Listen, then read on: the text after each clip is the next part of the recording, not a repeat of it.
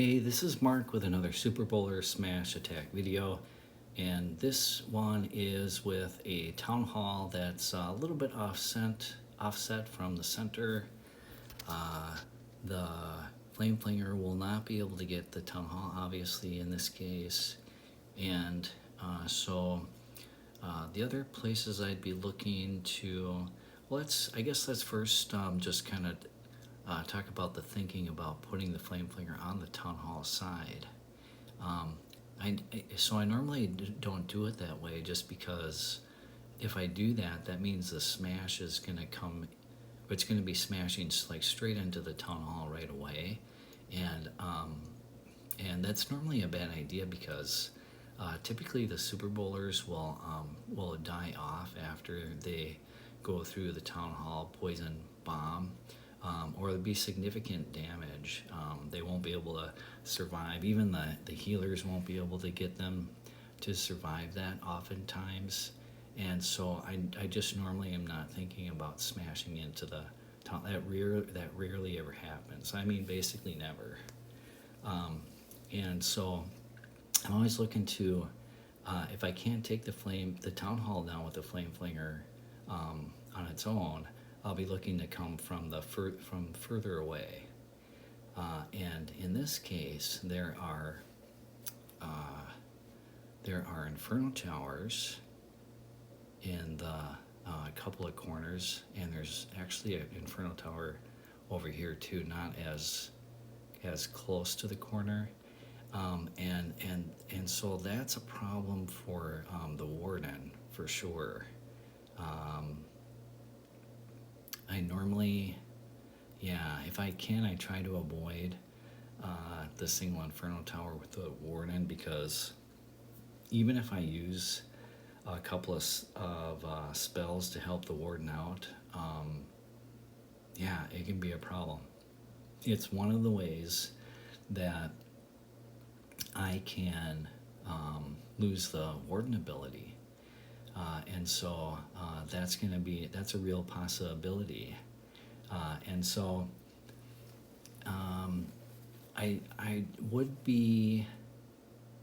my temptation here would be to try to do the Warden on the side where the Inferno Tower is further away, just because, maybe I can avoid the Grand Warden getting into contact with that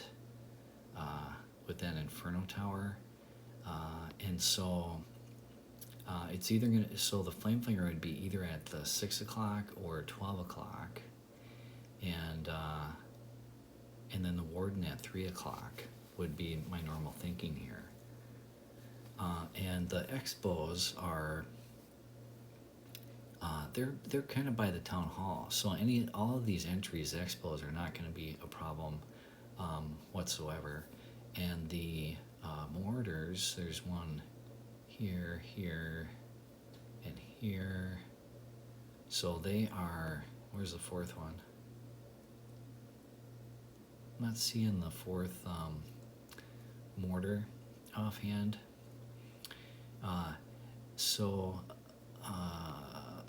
Maybe it's a multi, and so I'm not spawning it right away. And they probably won't be a problem then either. And especially if I'm not seeing them, kind of around the corners. Okay, that multi is next to the Town Hall, so it's kind of an unusual place to have a mortar next to a Town Hall like that. And so if I think about the entry from either at 2:30 or from 4:30, the upper right or the lower right edge, I am just trying to look for a reason to go one way or the other. And in this case, it's looking pretty symmetric, which is typically the case. And the heroes they're all kind of more. Most of them are by the Town Hall. Queen and the King are by the Town Hall, and the Royal Champion is kind of in the middle here.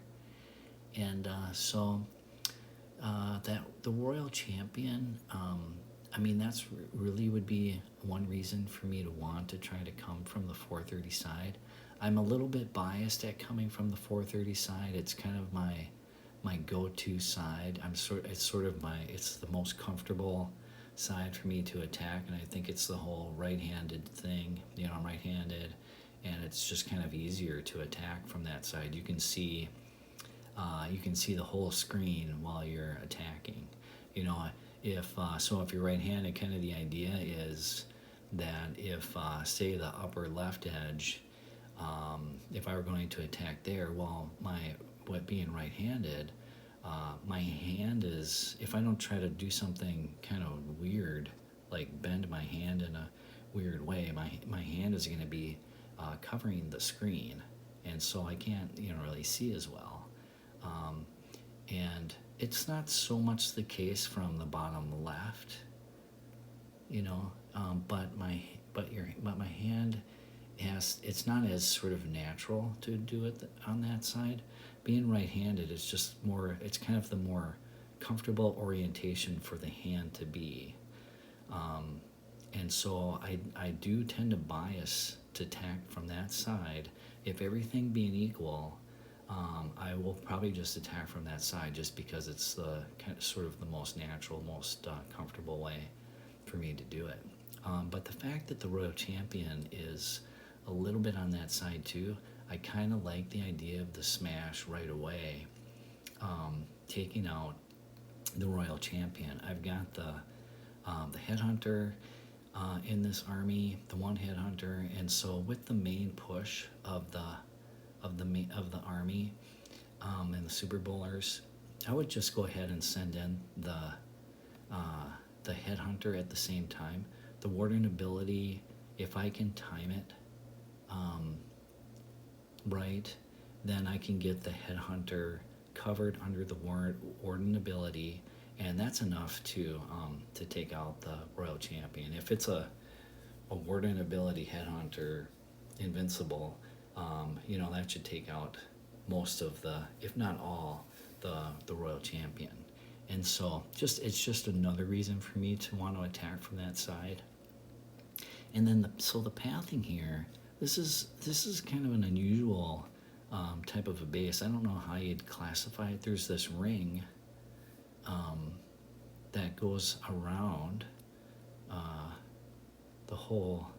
most of the base. It's not all on the outside. It's kind of there's sort of these compartments at 12 and at 6, and then there's this ring that kind of goes around the whole base besides that, and then these two big kind of diamond sort of compartments in the middle, with this intersection with the monolith kind of in between.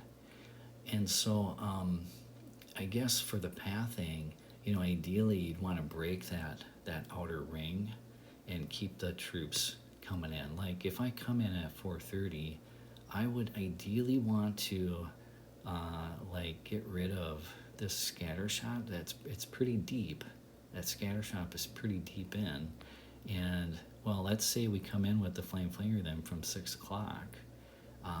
That's gonna take out the archer tower, and then there'll be some residual damage happening from that. So that is these walls are not upgraded.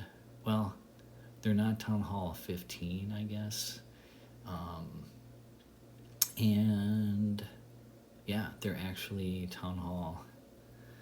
That's not even Town Hall 14. It's Town Hall 13 walls, I believe. And so, yeah, Town Hall 13 walls. And so those walls should burn up pretty easy. The Flame Flinger then since that wall will open up because of the residual, the Flame Flinger should move in, and it could get access then to that scattershot. But there is a fair amount of buildings for it to get through. So I wouldn't really be confident that I could get that scattershot down in time for the main army. Maybe what can happen is I get the main army down, the scattershot is still up, but the Flame Flinger is targeting the scattershot, and then by the time the main army gets to where the scattershot is, maybe it'll be down, and then the ring will be broken there. Yeah, and so I don't think actually this attack, by the way, it's not a very clean attack, and I can kind of show you, what happens in a case where things don't happen quite, the best way, and which happens, quite often.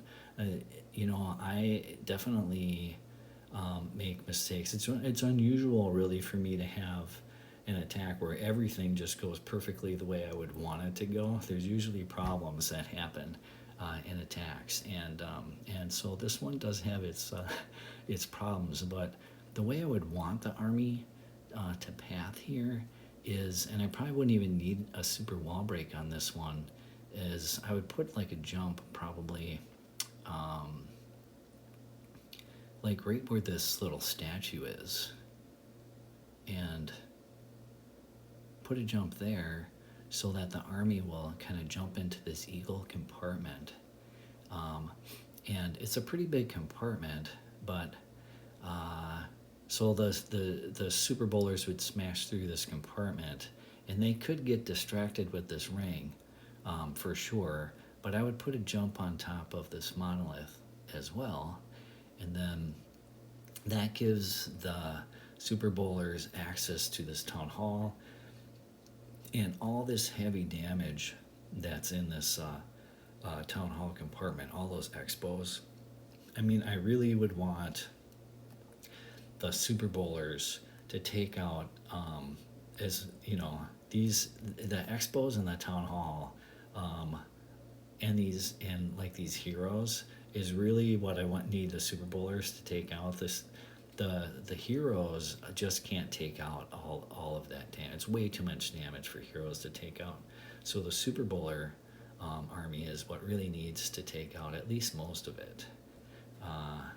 And there are the spell towers around the town hall here, the invisibility spell, which could cause a problem. And so, yeah, I mean, that's kind of the main idea that I would be thinking about in the plan. And so let's kind of see how things go. So at 6 o'clock, the Yeti and the Flame Flinger, as usual, just normal. The Yeti to tank, trigger traps, and then there's the Warden is breaking that outer ring.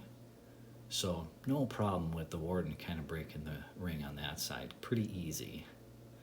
And so I'll be watching the Warden to see what happens with that single inferno. You can see the range of that single inferno. It fried the owl. And there's the Warden. I put the skeleton spell down just a little bit too late. I wanted to. That's the thing with the skeleton spell. You have to get it down early enough.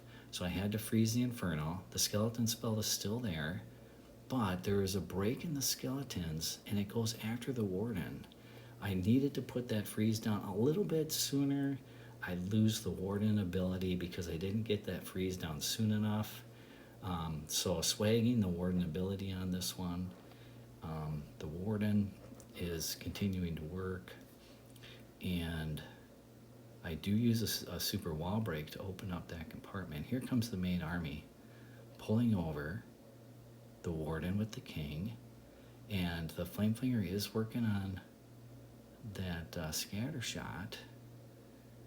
And here comes the main army. Rage goes down, the CC troops are coming out, and they get kind of hung up on the Royal Champion there, and they do enough damage to the wall that they break through the wall. And I have a jump there, but they didn't take the jump. See, they are clearing that compartment. I put in the Royal Champion on the upper right to help kind of get hopefully to steer the troops into the center. The town hall goes invisible. The bowlers are in the center compartment, so that's good because they are clearing a ton of damage there. But right through the town hall poison. Same with the queen. Queen's going to go down. But the Royal Champion is able to get through on the backside. The king was doing a little bit of extra damage because of the phoenix, and there's just enough troops left for, there's actually quite a few troops, but just for time-wise, yeah, they're going to be able to kind of get through this. I was actually surprised with the mistakes that I made. I mean, you can even see I've got 2 jumps that are basically in the same kind of area there, that this attack went as well as it did. And it did hit Town Hall 15 defenses.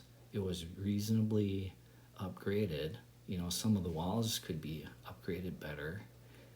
And so to me, that just kind of shows sort of the power of this Super Bowler Smash attack army, that, you know, you can make kind of a couple mistakes and still get a really good result out of it.